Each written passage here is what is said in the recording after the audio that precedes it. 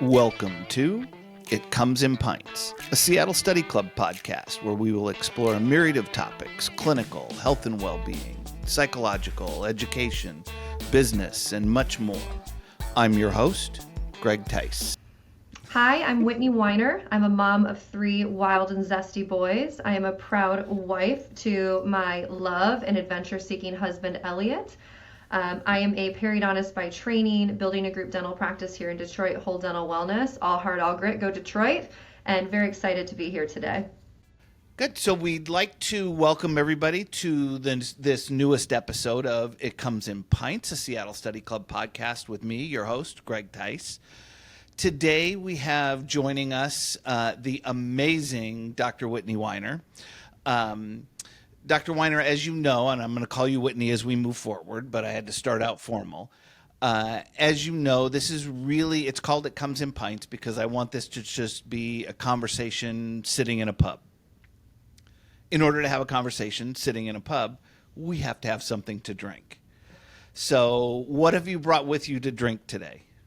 Well, Greg, thank you so much for having me. I have my regular green juice. It's called the Caliente, extra ginger, extra spice, basically a blended salad. And then for hydration, I brought a sparkling water. I know you love it. Healthy. That's better. I'll take the sparkling water over the blended salad. That sounds disgusting. I am drinking just a non-alcoholic hazy IPA this morning or today. So that I can at least feel like I'm in a pub. So cheers, my friend. Cheers, my friend. Thanks for having me. All right, so let's get this going. I wanted to do this with you because I find you and your journey fascinating, and I think it will be a compelling listen for the people that subscribe to the podcast here. So I want to start out just a little bit with your journey, and what I want to tease out from this conversation are some of the lessons you've learned along the way as well. Now, don't get ahead of us and start to think about what those are now. That'll come out in the conversation. You know me. I do know you too well. So you started out as an associate for a little while and then decided to open your own practice. Now, tell me about that beginning, meaning when you decided to open your own practice, did you decide to go from scratch? Did you purchase a practice? What did that process look like for you? Yeah, Greg, well, thank you again for having me. I really appreciate it. I'm honored to be here today. And if I were to rewind for a minute, what I would say is that straight out of residency, my husband and I actually moved to Australia. And so the first thing that we did is, had these great job opportunities in Chicago, but we're adventure seeking, lovers of life, love that whole cultural immersion.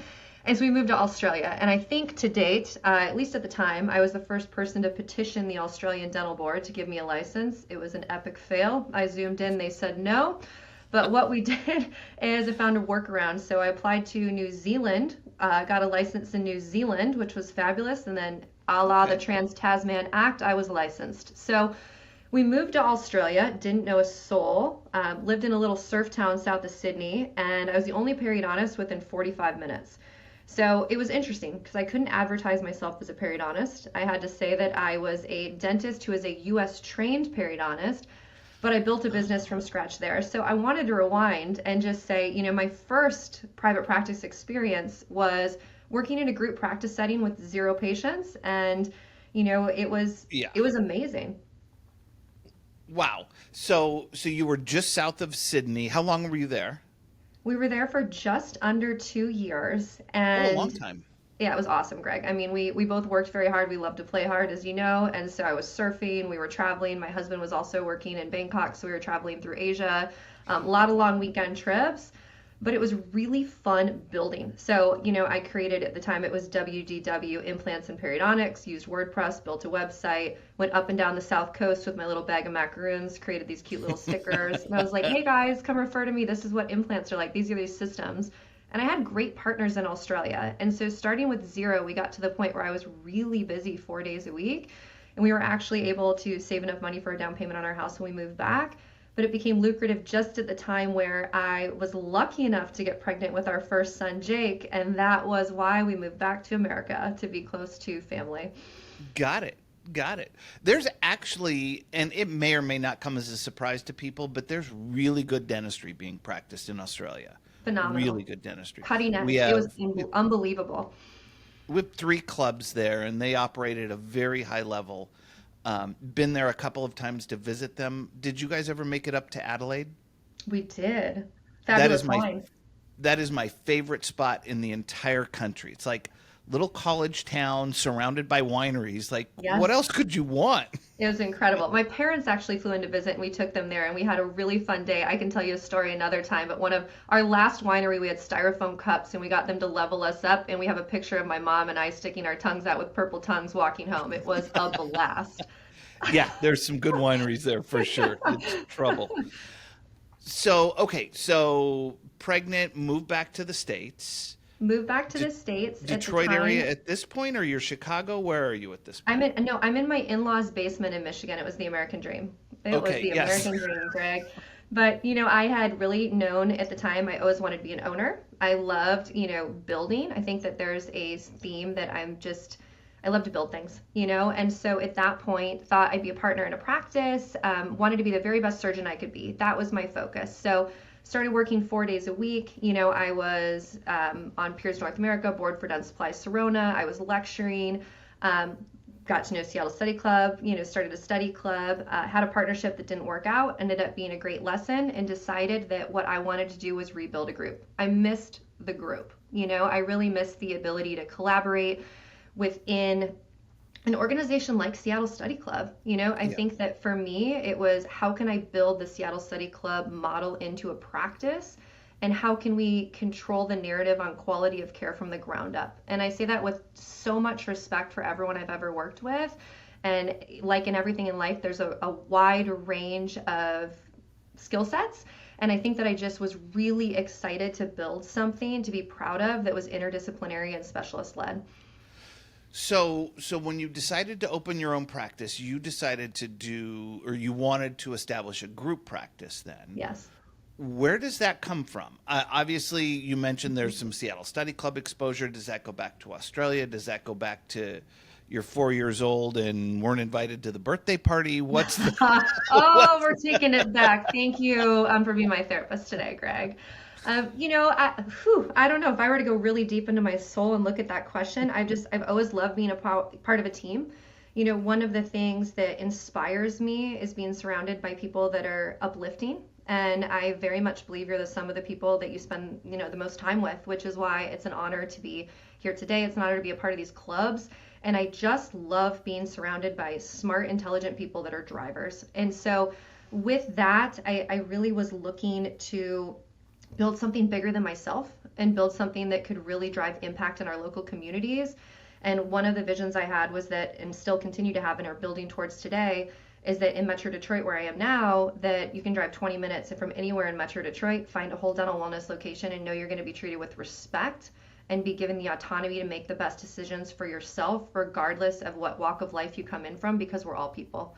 And Yeah. so I think I was very interested in trying to strip the ego out of our profession and provide quality care from from the ground up, starting with general dentistry and then with specialist wraparound options within one umbrella. So that's not an easy task, right? When you think about, and this isn't a knock on dentistry, but dentistry has traditionally been, for the clinician, a very solo driven practice. And you said you wanted people who were drivers, but were willing to uplift each other. How do you find those people? Like that's a needle in a haystack sometimes. It is, Greg. I think that we attract people like ourselves and we learn from people who are Yeah. different. And so it's just, I think I was in an advantage moving to Michigan and not knowing a soul. It's just like moving to Australia and not knowing a soul. So you're forced to get out there and be scrappy and build. So I'd done it twice. I was confident that I could do it again. And I had an advantage of being a specialist in the area for 2 years. The first 3 months I started in that associateship, I didn't know a soul. I created my own Google spreadsheets. I went out, I visited 300 dental offices within 3 months, I drove our revenue up 40% in the first year just by grinding. And so I think that, just the way that I was raised and the way that Elliot and I raise our family, we say work hard, right? Work hard, have fun, love and protect, and be kind. I mean, those are the core values that we teach our kids. And I think that that's that work hard, put your head down, and good things will happen mentality. And it's just, really attracting people that have a mindset, similar mindset. Yeah, and I don't disagree with you. We do draw people to us that I think the way I'd put it that we deserve. So, so Love that. there's a little bit of what you put out there you get back, and I Mhm. think there's truth to that. There's also neurobiological truth to that, but Mhm. I think there's just bigger life truth to that as well. So the initial practice was a general practice. Is that what I heard you say then? Yeah, it's funny, Greg. So I started reading all these books. I had no idea what I was doing. Let's be honest. I had no idea what I was doing. I'm not an MBA. I didn't know business. This is just a way that I wanted to try and like make the world a better place. Oh, this is going to be great. I was pregnant again. There's a theme. All these big decisions. I'm like 7 months pregnant. So I Okay. ended up buying a practice in a town I'd never heard of. I had to Google the town. It's 30 minutes from where I live because again, I'm not from Michigan. It was in Roseville. And it was two general dentists practicing in one building. Because one of the other things I do is I buy the standalone real estate because I know that for our offices, we're high tech, high touch, and we're going to do a lot of innovation. And, Okay. all three of our practices we've taken to the studs and rebuilt. And so I really wanted to be the landlord with that type of investment, within the, Hmm. I'd say within the building and all of those things. But yeah, so I met with the dentist. It seemed like a great opportunity. And we were weekend warriors. I mean, we bought it every weekend. My kids were there. We didn't want to shut down cash flows, so we would do one room at a time. We'd take out the Yeah. floors. We were doing paint. I have pictures of them on the chairs. It was a lot of fun, and I had no idea what I was doing, but I was learning from amazing people. And one of the groups that really helped me was the DEO. So that is one of, like Seattle City Club, one of the groups near and dear to my heart because joining them was absolutely transformative in the journey for me. So I definitely want to talk about your experience with DEO, but I want to Yeah, back up for a for second because sure. you said you read a lot of books at that time. You didn't have an MBA. You want to buy real estate, own the whole thing. Give us two books that you Okay. read at that time that you would say must reads. Ooh, this is a good one. This is a while ago. I would say Leadership and Self-Deception. I love that book. How do we get out of the box, being in the box? Phenomenal read. Leadership and Self-Deception. Yes, I'm pretty Okay. sure that's the title. Now I have to fact check myself. It's a blue book. I can see it in my head. But yes, We will Leadership and link to Self it in the show notes for sure. link to it and make sure that I'm honest there. And then the other book is Die with Zero. I don't know if you've read that, Greg. That's just more like looking inward, but I love that book. I think that that was probably a more recent one, but that's another favorite of mine. Yeah, die with zero isn't going to be a problem for me. I'm living with zero, so we're okay there. It's, I love things that force you because I really think that becoming a better leader makes you better in all aspects of life and business, and it's just transformative to how you show up for people within your own company and how you can uplift and help them grow too. So it is funny though. The energy bus was one of them I was gonna say, but it was a funny story, Greg. I bought it for everyone at the company the first year because I was like, come on, guys, we all need to show up. And I wrote little notes in the cover to everyone. And then I even had this moment where I was like, everyone bring your book and give me your ticket if you want to join the bus. And I think they all thought I was crazy. So that was the end of our book club before it began. So the energy bus would not be one of them, but man, I did buy 20 copies. It is. It's not a bad book actually It's a for great what it book, is. but the book club never took off at Whole Dental, maybe another day. Yeah. Well, so a little tip there: let your team pick the books. Like give Great them advice. parameters, but let them pick the books. Now they've got some ownership there, uh, Excellent. and it's no longer top down being pushed on. So, but we'll link to both of those in the show notes for sure. Okay, so now let's go to DEO because, and here's one of the reasons we don't have a relationship with DEO, but one of your strengths that I've seen over the years is how open-minded you are. You don't go in, you have a direction you want to go, you have an end result you want to achieve, but you're very open-minded because it doesn't have to be just this way. And I think that your experience with DEO shows that in particular. So, how did you connect with that organization, and then tell us a little bit about the organization, and then we'll talk a little more. Yeah, no, thank you, Greg. I really appreciate that. So this is a little bit of a funny story. When I was taking that 6 months off, I didn't own a practice yet, and I just started Googling, and DEO popped up. So I set up a call, and I was like, I'd love to join. And I set up a call with Darren, and he's like, well, how many practices do you have? And I said, well, none yet. And he's like, well, you need to be a practice owner to join our group. And I was like, okay, well, I'll call you in a few months. He's like, okay, who's this crazy lady? And then I was so proud to call him back a few months later. I was like, hey, Darren, it's me. It's Whitney Weiner. I would love to be a member. And I am a proud practice owner of one location in Roseville. Here we come. Hold down a wellness, enter the building. But, in all seriousness, I joined that group, and I had no idea how it would transform the way that I just see business and see dentistry. So again, no business experience. I walked in, and I really see DEO is like where I got my MBA. It was incredible, especially during COVID shutdowns. It was wild. And I remember we closed all of our offices. One office we kept open for specialty care just for emergency, and our specialists would go in to try and do our part to keep people out of the emergency room.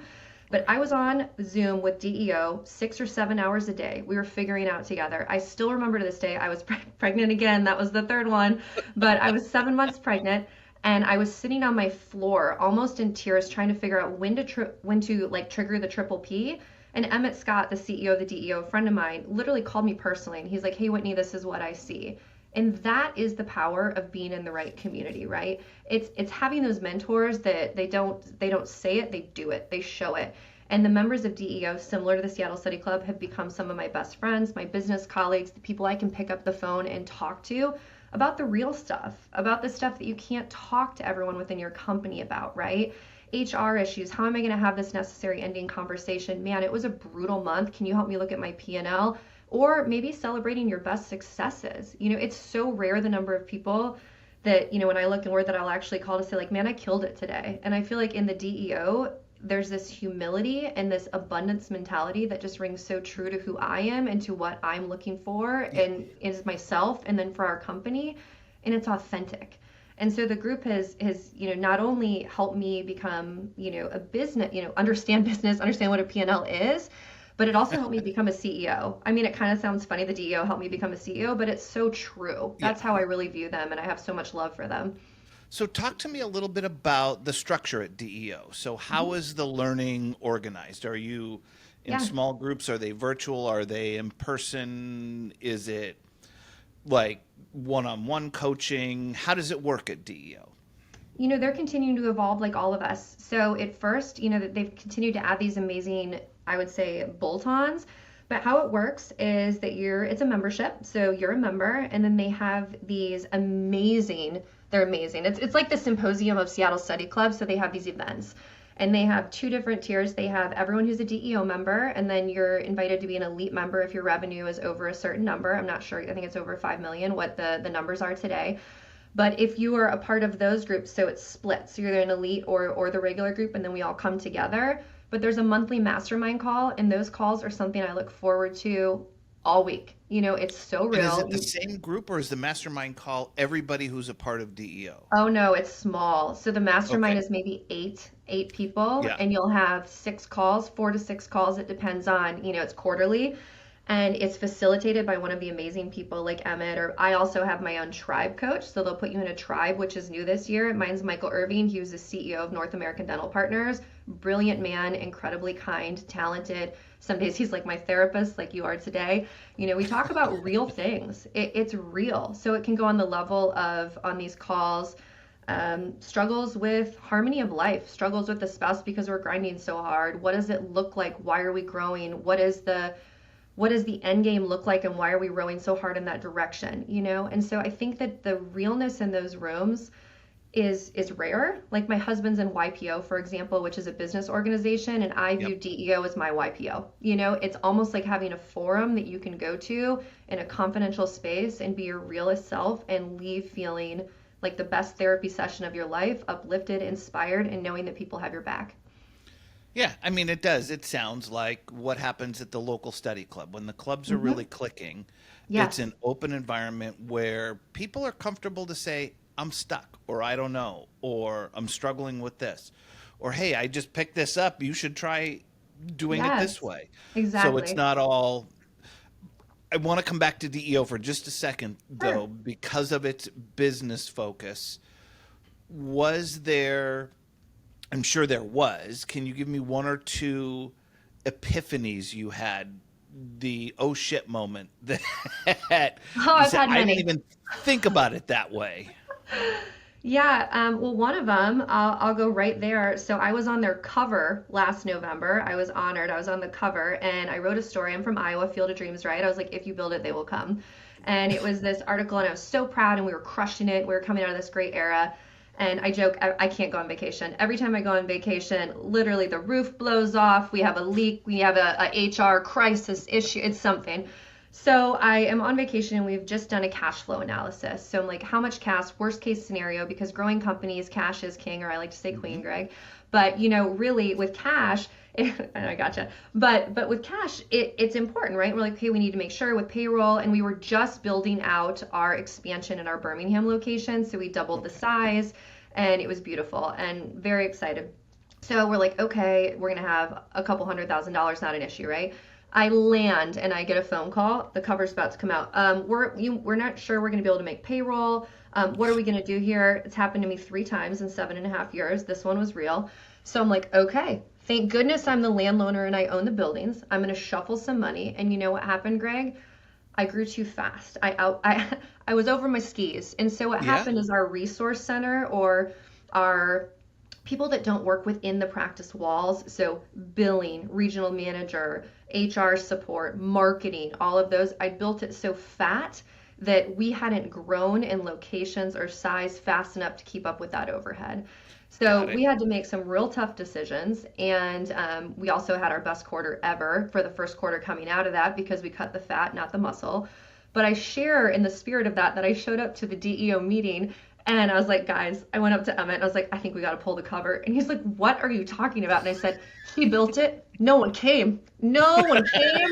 And they're not coming. And Jake Pohl was there too, who was the previous CEO. And they started laughing at me. And they're like, Whitney, this happens to everyone. I was like, oh no, you guys, you don't understand. Like, I had to shuffle money to make payroll. And they're laughing. They go, everyone in this building, this has happened to. You're just the only one who talks about it. And I was Yeah. so serious. And then one of my friends there, Tanner, who's amazing, has a company. I mean, this is the power of being in these rooms, right? He's like, Whitney, grab Yeah. your laptop, let's go. So we sat outside for an hour and a half. He's like, you don't have an OpEx issue. This is a CapEx issue. What is this? I'm like, oh, well, I wanted the matte black brick because it was so beautiful for the building. It was $20,000 more, probably a mistake. So he helped me break it down, looking at the P&L, looking at the balance sheets, and just saying, you know what? Here's your issue. You're a little fat in the resource center. This is it. Your operations are beautiful. You're doing great. And maybe we shouldn't have gotten that matte black brick. Lesson learned. And so Yeah. that is an experience. I hope that's what you're looking for. But it's from everything. It's laughable. Cover of a magazine, Instagram perfect. Here we are. Can't make payroll. Shuffle. Happens to everyone. Thanks for verbalizing it. And we're back. Yeah. And it gives you a sense of, okay, yeah, I'm not alone. Yes. So, okay, so we are now today, how many practices? Just to give us a sense. I purchased 7 practices, but in 3 locations. So we have 2 general dental locations, Whole Dental Wellness, and then we have a specialty location, Lakeshore Dental Specialists, where we have periodontics, oral surgery, endodontics, and ortho. True interdisciplinary, multidisciplinary practice. Yes, Phenomenal. Okay, so now selfishly, let's talk about Study Club and love it. your experience with that. Yes, So, why'd you start one in the first place? it's a great question, Greg. I think it goes back to I moved to Michigan and I didn't know a soul. And so for me, I'm always trying to build community. It's just one of the things that I love and I look for. And so I was new as an associate, looking to build community, going out, meeting referrals. And I thought, you know what? Why don't we create something where we can have a safe conversation and learn from each other in a non-threatening environment? Perfect. So I started studying, what are the different groups? And there's some amazing groups out there, but what stood out to me about Seattle is it's not just clinical. And yes, treatment planning is the core of what it is. It's a beautiful club built by Michael Cohen, and I love the interdisciplinary approach of it's broke. We don't just fix it. Why did it break? What's the etiology? Let's diagnose it, not fix the symptom. And so much of periodontics, we fix problems, right? We fix problems. We fix Yeah. periimplantitis, busted tooth roots, whatever it might be. And so to get to that core idea of diagnosis for the purpose of helping that patient, it's not a tooth, it's a patient on the other end of it, really spoke to me. And so we decided to start a Seattle Study Club. It was so fun, loved it, really enjoyed it. And then I took a little break and started our second club. So we're 5 years in now with the second club. And it's inspiring, it continues to evolve like everything in life, and we're trying out different things and working on more hands-on. And one of the things I'm excited about is incorporating business into it, because so many of our members, I think that that's still a foreign subject. And it's interesting because most of us are business owners, but it's just different. It's one of those things. When I went to dental school, we didn't take one business course. I know that's changing, but wow. Yeah. It's a little scary, but that's, I think, the beauty of the study club. And whether it's Seattle or any other, we want to attract the right people who are going to commit to comprehensive dentistry. And it's the focus on comprehensive dentistry that draws them in. But then it's the peripheral components, the health and well-being, the financial management, the business development, all of those pieces that get layered in over the years that really, whole dental, right? That really help them become whole, complete human beings. And kudos to you for doing that and continuing to build it. Now, I remember when you first started, and I remember when you started your second club, and you've always been pretty outgoing, but I remember at Symposium, the first couple of times you were kind of quiet. And over the last few years, I've watched you really blossom and come into your own in our community as a leader in the group.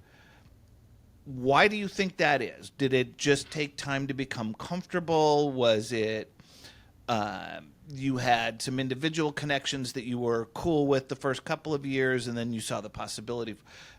I don't want to put words in your mouth. You tell me. I don't know if you even recognize this, but you went from, this is an extreme. You weren't a wallflower, but you went from a wallflower to center stage as a leader in the organization.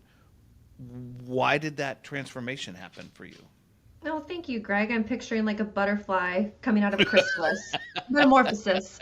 But no, thank you. I appreciate that. And I'm just kind of trying to think back. I think it's just confidence in myself. When I think back and I think about being like a female surgeon and going to meetings and trying to always have the perfect outfit and the shoes, and I'd be very dressed up and, fitting the part and being articulate and all of those things. And the more that and this is probably more about me, got comfortable with myself, I'm just authentically me, and so I will be there. I will be ride or die for you if you were in my crew, that's how I am for my friends. And at the end of the day, I will give everything that I have. And I also am, I am just who I am. So I think it's probably confidence, maybe internal confidence, also getting to know the network and really leaning in. How I felt about DEO before is really where I feel about Seattle Study Club, with the depth of relationships, with, just connecting on such a real level. It's been an honor to be a member of the executive advisory board, and I'm so inspired by the people in that room and inspired by you, Greg, and Gary, and everything you're doing. It's amazing, and I'm honored to be a part of it. And I think for me, when I'm in, I'm all in, and if I'm not in, I'm not. And so I'm all in, and it's just one of the things where time is probably the KPI that we should track that we don't, when we really get into it. And that's one of the things that's become my North Star, especially with 3 kids, running a business and all of it. And so, if I'm there, I'm going to be present. And if I'm choosing to spend time away from my kids, man, it's fun and it's engaging, and I'm going to do everything I can to sponge it up. Okay, so if you're all in, you're in. If you're not in, you're not. You're definitely not in. Love me or leave me, Greg. Yeah. Is that what you would refer to as authenticity? I think that term gets, you said you're being your authentic self. I think that term gets thrown around a lot. Yeah. So what does being authentic mean to you? It's a good question. I think it means that I'm the same person no matter what room I'm in, right? I'm going to be saying the same thing. And yes, it's a skill set in business to be able to be somewhat of a chameleon, right? So you can read the room and articulate, or maybe drive the level of conversation to be able to communicate with whoever you're around. But to me, authentic means being honest, being yourself, being your true self, and you see what you get. But your true self, would you say, is different, say, with your kids than it is with your husband, than it is with me or your study club? I'd say less and less today than it Okay. used to be. I think that I used to be, I wouldn't say performative, but trying to impress, right? Driver, surgeon, business owner, Oh, female yeah. boss, entrepreneur, all of those things. Those are a lot of hats and a lot of titles. And for me, I think the accomplishment I'm most proud of is mother, right? And supportive Yeah. wife. And to me, it's about effectuating change and being a periodontist, being a board member, being a chief growth officer, being a study club director is just a way that I can effectuate change in my greater why. So yeah, Good. I I'm think glad you put it that way because that's to me what authenticity is I'm always moving in the direction that I'm outwardly stating. mhm, And well so many said. people translate it to, well, I'm an asshole here, so I get to be an asshole there, so I I get didn't to know be we an could ass. I'm just being swear. my I've been keeping authentic it self. so PG. I love it, Greg. I love it. All right. So you're now in leadership at Seattle Study Club, and you recently just announced that you are now part of the DPO icon. Yes, I'm So honored. tell I'm me so how that excited. came about. How did this come about? It came about through Seattle Study Club, Greg. So I owe it to Seattle Study Club for this, beautiful partnership that I'm so honored to be a part of. So the real story is I was speaking at Directors Summit. I think it was about a year ago in October, and Ian McNichol, the CEO of Icon, was in the audience, and I think I was moderating or leading a session. And he wrote me a handwritten letter and was like, I really enjoyed what you were talking about. I think you're a great cultural fit. Love to talk to you as a periodontist about joining our company. Greg, I legit never saw the letter. And so I think I might have thrown it away. And I was like, oh, so And he humiliating. And hand wrote it. hand wrote, yeah, with a signature and everything. And later he sent it to me in an email, and I was like, I'm sorry. I am so sorry. I am honored, and I'm sorry about the timing. So, cut to the symposium last year, and Gary Dickinson was like, hey, I'd love for you to go to this lunch with Icon. And I thought, no, I'm not interested because to be honest, I get approached by DSO's business every 2 weeks via text. They get my phone number, email. I mean, I'm inundated for the last three Yeah. years because, as you know, people learn about your growth, they want to be a part of it. And so it's just like, no. And Gary's like, Whitney, I really think you should go to this lunch. And I said, okay, Gary, I'll go to lunch. I mean, look at that. I love it. So I go to the lunch and I show up, and there's this amazing, bubbly woman, Joanne, who's there, who I've never met before. Love her. And I walk in and I meet Ian and Jeremy Dixon, and they're just very kind people. And they're like, okay, we're going to go in and have lunch. And we're sitting at a table, and Gary Takis was there too. Yep. So it was a great group. And we're sitting at a table, and it's maybe 10 directors. And Ian says something to the effect of, all right, guys, I'd love for you to go around, introduce yourself, tell us about what you know about group dentistry, and maybe something you're hoping to learn today, or something to that. It's not perfect. And so we're going around, and I'm sitting across the table from Ian, who I've just met, even though he wrote me a letter that I never saw, and I was mortified. And we're going around the table, and it gets to this director, and I'm not trying to cast shade here, but this is a gentleman maybe in his 60s who's a director, and he's like, well, let me tell you about the problems in group dentistry. It's women. We're graduating more women than ever today. They don't want to be owners. They want to have babies. They're making it hard for people like me to retire because I can't sell my practice, and that's why group dentistry is coming in. And when I get really frustrated, I get hives up my neck. This is something. And Joanne Majors, who I've just met, who I love, is sitting next. She's like tapping my leg under the table, and Ian is dead locked with me, just waiting. So like, I just say kindly for this gentleman to finish, gentleman. And he waits, and then Ian goes, well, I think there's some pretty badass women at this table that would disagree with you, as would I. So let's keep moving. And the man's wife was a dentist sitting next to him, and he skipped her. And so it comes around the table to me, and I'm like, do I shred this guy? Like, where are we at? And I'm just like, well, as a proud mother of three and a director and a business owner here, I'm really excited to learn about the future of group dentistry as it's a fractionalized industry, and I know that consolidation is coming, and I'd love to know how we could beat the big guys, like moving on. And so anyways, that moment was everything because Ian, the CEO, is there to recruit people. He's slayed the misogyny. And we stayed for like 3 hours afterwards, just laughing. So Jeremy and Gary and Joanne and Ian and I are talking, and I just loved the guys. But I'm like, oh, I'm not interested. No, I'm doing my own thing. No, thank you. But I loved them, and so like, let's stay in touch. So we kept talking, and it just seemed too good to be true. So finally, Ian's like, send me your numbers. So I sent the numbers. We initiated the conversation, and I was like, you know what? This just feels right. It just feels right. Like it's about the people and the connection and getting back to that. It's like I want to always surround myself with people that inspire me. And I was beyond inspired, and I saw a moment, you know, when you see someone and you're like, wow, like I see your character. Yep. That kind of was the moment for me. So we can go through kind of, you know, any other questions you have, but that was a pivotal moment. And then right before we actually had the partnership be official, Icon invited me out to Portland to one of their executive meetings because, you know, I just want to see, does it pass the smell test? Like, it seems so good. So I go out for 2 days, and I haven't signed anything yet, right? And they let me in for 2 days of full meetings, the good, the bad, the ugly. I am under the hood, right? I am in there. I am a part of this. And there was they talked about a practice that wasn't doing great financially, lost an associate, you know, really struggling. And what corporate dentistry would do in that instance, you know, I'm assuming, is they would shell the company, they would gut it, they would go in, they would fire people, they would talk about supplies, how are we going to change it? And what happened in that room is the reason why I was like, this is the right fit for me. They had a breakout session for 4 hours by department, HR, marketing, everything. I mean, it was unbelievable. I'm hiring all the different departments on how are we going to support this doctor. They spent 4 hours, got together, made a plan to present to the doctor, because there's complete clinical autonomy. So the doctor could say, by the way, here's your army of national support services to see how we're going to drop in, parachute in, and help you. In what way would you like us to serve you today? And I was mind blown. I didn't believe it. And it was funny. At one point, Ian looked at me, he's like, so are you scared? I go, am I scared of a practice having a down quarter? No, I've been there. It's dentistry. I love how we're supporting.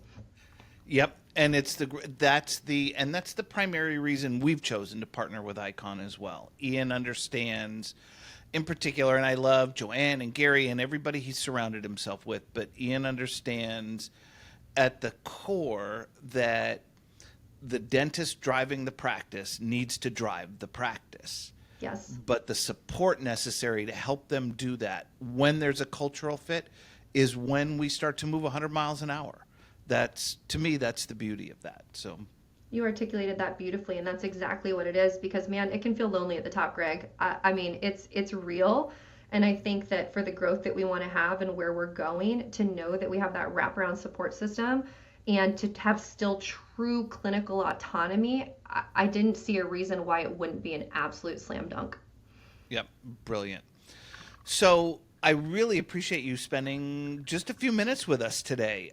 This went a lot faster than I had anticipated. We'll have to do this again because I want to go in like 600 different directions with you. But I think my intention was I wanted people to get a feel for you, who I look as a leader in the organization. But I think you're also inspirational in the way you approach things. And I know since I'm going to put your cell phone number in the show notes as well, that you're going to get bombarded by people. So. Greg, I don't have a bat phone, so maybe we can leave that one out. Truly, thank you for spending a few minutes with us today. I really appreciate it. Oh, I'm honored. Thank you so much, Greg, and I'd love to come back anytime.